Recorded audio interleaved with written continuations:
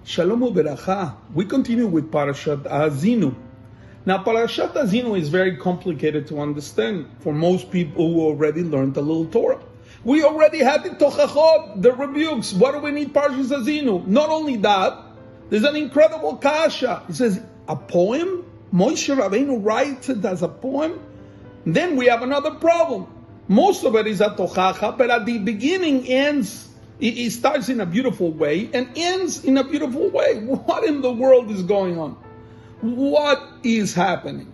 The Ramban, Nachmanides, and the Sforno give different explanations to what's going on. It's absolutely fascinating. And what they say is the following. He says, look, the Jewish nation will suffer tremendously for thousands of years. And eventually, those nations who gave them trouble, who made them suffer, will falter, will fall apart, and eventually the Mashiach will come.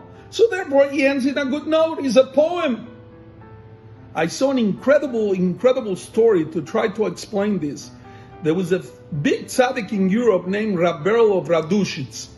Rabbi of Radushitz was traveling, and he needed a place where to stay. Stayed in the inn, wakes up in the morning, and he goes over to the innkeeper. The innkeeper was very busy. There was a big chassan the next day.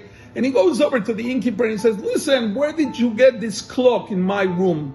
It's a special clock. I want to know the history. Now the innkeeper really doesn't have time. The Kal is coming and the musicians, he's got to get the food. But what are you going to say to the great man?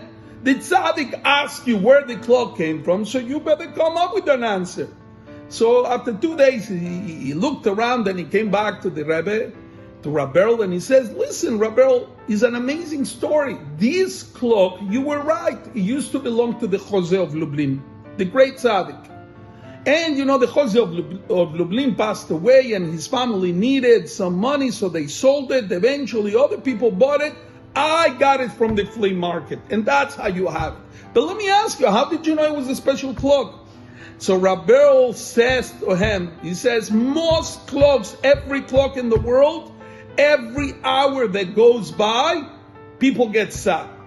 I lost another hour. After 12 hours, after 24 hours, I lost a whole day. Oh my God. The grave is coming. The grave is coming to cover me. So you get so sad. But this is a different clock. In this clock, with this clock, he says every time that the 1 hour, 12 hours, 24 hours go by, you feel happier and happier. How is that possible? I was dancing this morning. Why?